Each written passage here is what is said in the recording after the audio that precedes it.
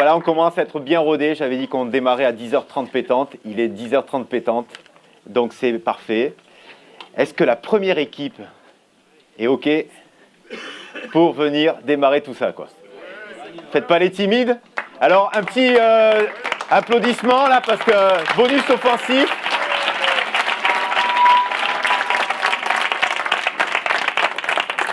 Ils ont accepté de démarrer, c'est toujours plus compliqué, donc... Alors, en plus, ils ont... combien de micros vous voulez, déjà? 2. Donc, je vous donne 2 micros. Alors, il y a un peu de logistique. Ils m'ont pris la moitié de mon matériel de kitesurf. Ils m'ont pris pour 1500 balles de matos. Donc, attention, hein, je vous dis. Alors, à qui je donne le défileur de slide? Ah, ça, on n'est pas prévu, hein. Alors, je vous rappelle le sujet. C'était un sujet proposé par l'entreprise Genetrix. L'idée, c'était de voir comment trouver une solution quand un kitesurfer tombe au large ou à quelques centaines de mètres du bord. Comment trouver une solution pour essayer de revenir et faciliter le retour du kitesurfer à la plage. Donc, voilà, c'était un sujet pas simple. Et ils vont nous dire ce qu'ils ont fait. Donc, un dernier petit encouragement pour qu'ils partent à fond. Et c'est parti pour 3 minutes. Allez, faites-nous plaisir. Bonjour à tous, on va vous présenter notre projet des 24 heures de l'innovation.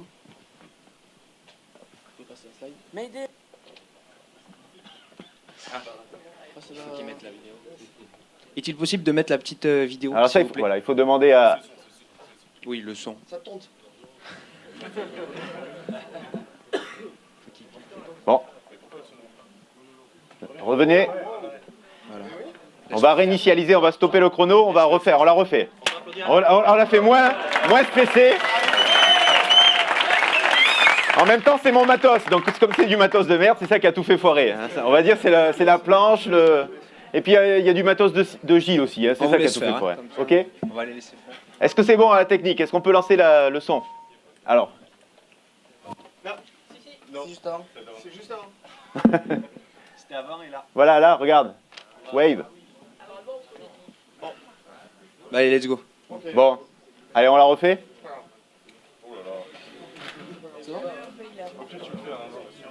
Vous avez besoin du son ou pas?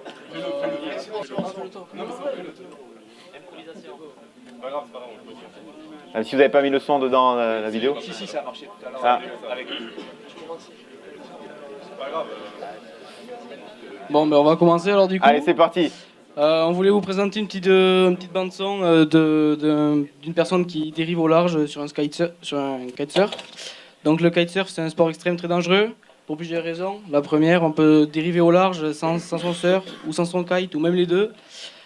De plus, s'il y a du vent offshore, ça complique la tâche. On n'est pas tous ex-18e mondial pour résister à des conditions pareilles. Donc l'équipement du kiter se compose, donc, comme on peut le voir sur notre cobaye, du harnais qui l'entoure, de la barre qui est reliée aux lignes qui vont diriger la voile. Donc, pour notre sujet, le problème, il se situait sur plusieurs parties. Donc le kite, c'est composé de 2 parties essentiellement, la voile et la planche.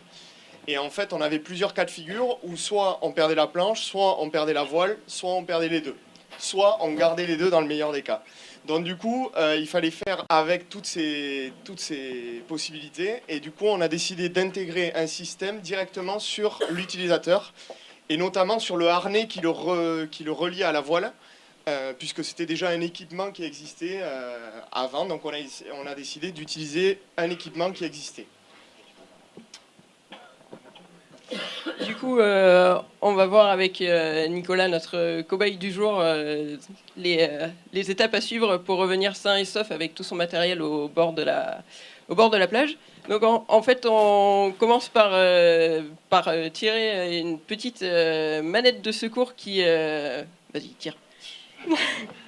qui va lui permettre de gonfler un matelas pneumatique qu'on voit déployé sur les images de la droite. Donc une fois que son petit matelas est déployé dans le dos, ça lui donne de la flottabilité et il va attacher sa planche au leash si c'est pas déjà fait avant. Donc une fois que c'est fait, il va ramener les lignes de sa voile sur sa barre. Voilà. Monsieur a enroulé sa barre. Je crois que tu peux la lâcher, ça va pas couler. Quand il a tiré sur sa petite manette, ça lui a déroulé un petit sac en filet dans lequel il va venir plier la voile qu'il a ramenée en pliant ses lignes. Donc il compresse le tout dans son petit sac qu'il a rangé et qui est sur le côté. Ensuite, il récupère derrière ses palmes qu'il peut chausser. Une fois qu'il a mis ses palmes, il récupère ses petites pagaies. T'as besoin d'aide. Et là, voilà. Et donc ces petites pagaies qu'il met dans la barre, s'il y arrive, il se retourne, se met sur le dos et peut ainsi pagayer et palmer jusqu'à la côte.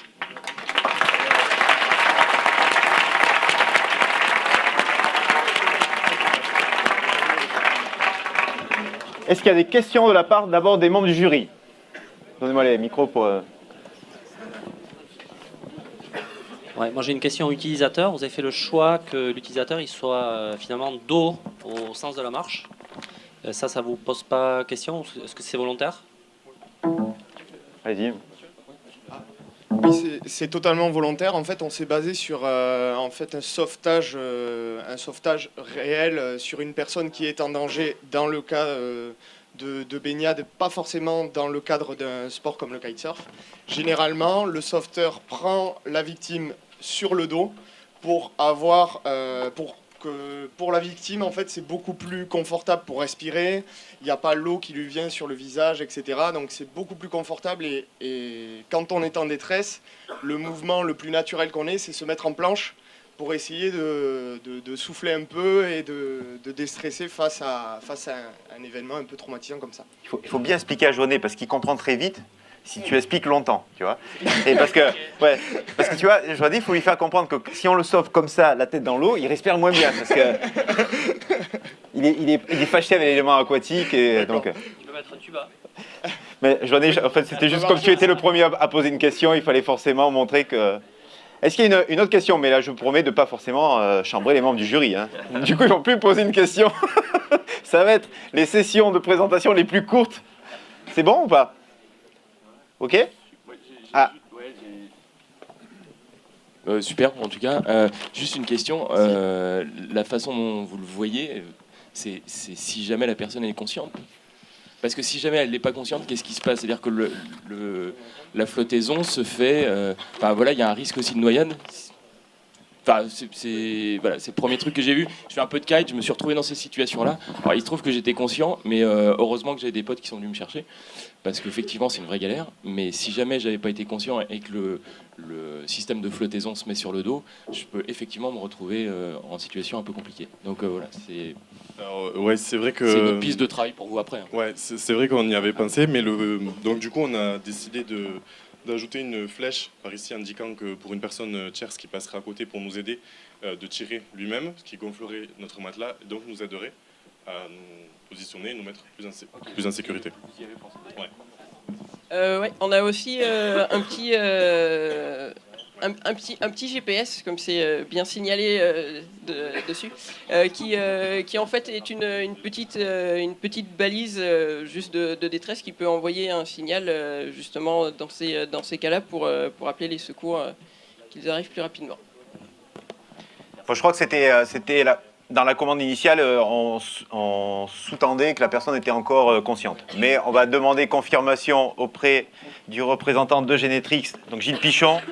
Il est multicasquette, hein, parce qu'en fait, il est dans 3 entreprises différentes quasiment, mais il est dans les fondateurs de Genetrix. Donc Gilles, un petit mot sur l'équipe et sur le sujet. Alors sur le sujet, en effet, c'est une vraie problématique quand on va faire du kite parce que 90% des kiteurs ne vont pas kiter dès qu'il y a du vent off, c'est-à-dire le vent qui tire, qui part de la terre et qui pousse vers le large parce que c'est un vrai danger. Donc la priorité, c'était en effet de sauver la personne, de trouver un système de sauvegarde de l'individu. Et puis après, et de lui offrir la possibilité de pouvoir partir en sécurité et de lever tous les cas de figure où on ne va pas kiter parce qu'on ne peut pas, parce qu'on n'ose pas. Et donc, et après, éventuellement, de sauver le matériel, c'était la deuxième étape, si possible. Et ça peut s'appliquer à tout autre sport de glisse aussi, ou autre en mer.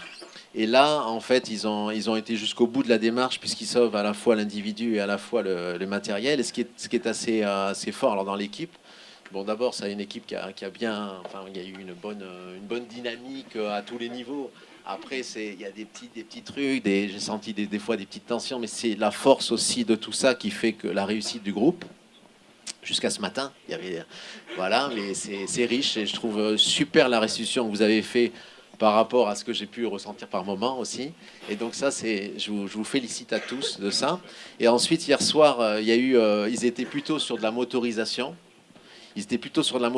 Moi, j'avais pas voulu, comme j'avais joué le jeu, comme m'avait dit Jérémy, ne dis pas trop les orientations, les idées que tu as, laisse faire le truc. Et puis ce matin, cette nuit, je me suis réveillé en pleine nuit et je me dis, putain, j'aurais dû quand même leur parler du système mécanique des palmes et tout ça. Et ce matin... Incroyable.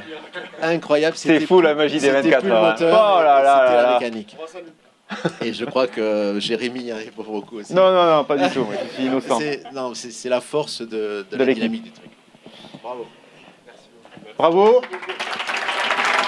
Je voulais juste savoir à qui j'adresse la facture pour le matériel, le harnais. Est-ce que c'est à Génétrix ou à l'équipe? Il faudra me dire à qui j'adresse la facture. Ça me permettra de renouveler mon... Allez, bravo, merci à vous.